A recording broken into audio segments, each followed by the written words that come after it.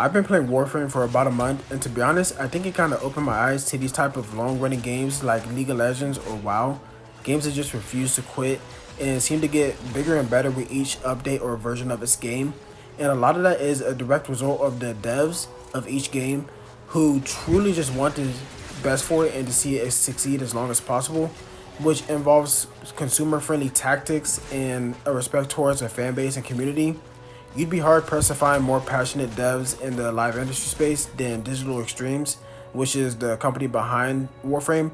And that's something I really admire about them, but that doesn't mean they're without their faults as well. I originally said that it takes me about 50 hours to crack a game to see all the relevant issues, but in Warframe's case, it took around 70 hours, which is a testament to just how expensive it is. And so that's what I'm going to be breaking down today. Everyone does have different experiences, and at the end of the day, I base my criticism off of the average gamer, if you will. So if you find I'm a bit nitpicky or feel one of my criticisms are unfounded, just keep that in mind. And I also may not necessarily have an issue with the critique like itself from my point of view, but again, just talking about the average or medium player here, I feel it's important to keep them in mind in all this. So yeah, now that we're ready, let's just get right into it. And the first semi-big critique I have for Warframe is the time-gated progression. So like I said in the intro and in my Warframe grind video, I actually don't have a problem with this myself. I'll admit it is annoying thinking about the other players. They can just skip the grind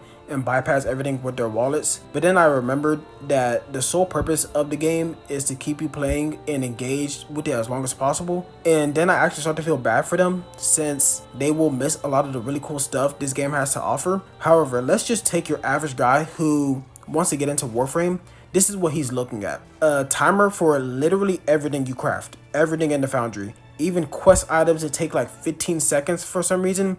To me, just remove that time gate. It just conditions you to be prepared for a time gate no matter what you're doing in terms of crafting. And then there's the aspect of crafting something that goes to something else that then goes to something else that can be used in the part for the final product. If that guy doesn't want to deal with that sort of headache, he has two options: buckle up and suck it up, and two, fork it over.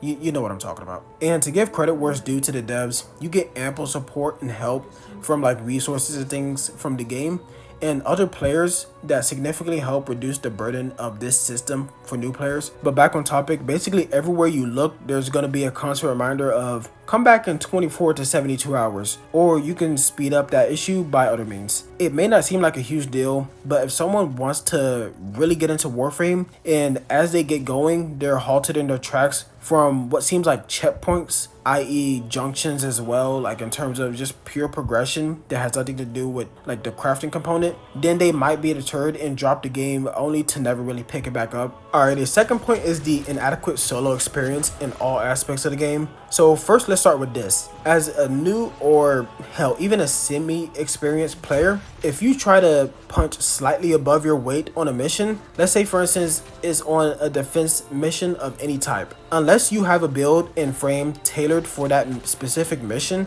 then you may as well just try to speed run it if you can, because you will eventually get overwhelmed and have a hard time completing the mission alone. Whereas if you have a party of even just two, it feels like there's no amount of scaling the enemies can do that'll compensate for the extra pair simply because of squad buffs and the easy team cohesion in the game with the super easy in-game chat for like communication in parties that don't automatically disband after mission completes or failures. What I'm trying to say is that this game is highly encouraging you at all possible turns, every turn, to play with a squad, and basically almost in a way condemns you for not doing so. This is another point that I have almost no issues with. I'm typically a solo player in almost every single game I play, regardless of how hard they try to force the issue, but I have to give them credit here. They broke me out of my shell, and if anyone knows me, that is definitely not an easy thing to do. So that's also why this isn't really a big criticism, but I feel like it would be doing a disservice to the players who would enjoy the game on their own, and I thought I'd mention it. But next is the third point, and it's the missions lacking engaging objectives. Now this one I did personally feel, I won't lie, at times it feels like something akin to Farming Simulator. that you could just have open in a separate window and continue to watch videos or do some studying or whatever. The majority of side quests and chart missions consist of, let's say, spy, sabotage missions, capture, rescue, a bunch of variations of defense missions as well. Obviously, that's not all of them, but you'll quickly feel like these are the main, maybe like 5 or 6 you play on repeat. And the hunt for resources and parts only exacerbates that problem. Just so you know, this is how I usually determine if a game's objectives are too tedious. Do I put a podcast on the background in the background? Or do I put music on in the background? Yes? Well then there you have it. And remember, does not include like main missions or main mission types, as I feel like those usually offer a more robust objective system, but that is to be expected if you were looking at this purely critically. I don't necessarily hate it, but I wish there was more interesting or maybe just dumb fun objectives and missions in general. I do recognize I might be in a minority on this one, but I don't think it's any less valid if I'm being honest. And lastly, I saved this one to the end of the video in a clever way, at least I think so, but it's the intimidating endgame for new players. I just saw this post on Reddit the other day, and as you can see, it reads as, I am downloading Warframe for PS5 right now. How do I access Warframe 1999 tomorrow morning? Do I create a character and then hop right into 1999? Where do I need to go to access 1999? Thanks in advance. And as I was reading this, I could only go, oh, you poor innocent Tenno. A lot of people at one point or another just kept on pushing off the decision to play Warframe because they just knew how intimidating it all was. A decade plus worth of content is great for some, but can be dreadful for others.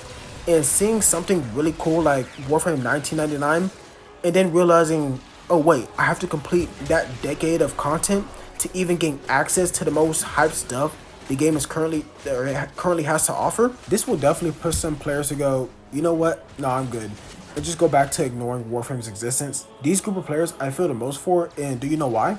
You probably already guessed it. It's because I was literally once one of them not too long ago, on the outside looking in and just going, that looks like it's a little too hardcore for me, and I don't even know if the journey would pay off in the end, in all honesty. So I think I'll pass again. I know it's probably too late to ask for this, but I wish there were systems that new players who aren't as hardcore as me could try out the game. I guess like the newest additions in the game and experience whatever they want to. And when they're finally ready to go down the path of traversing the void and embracing, I don't know, something.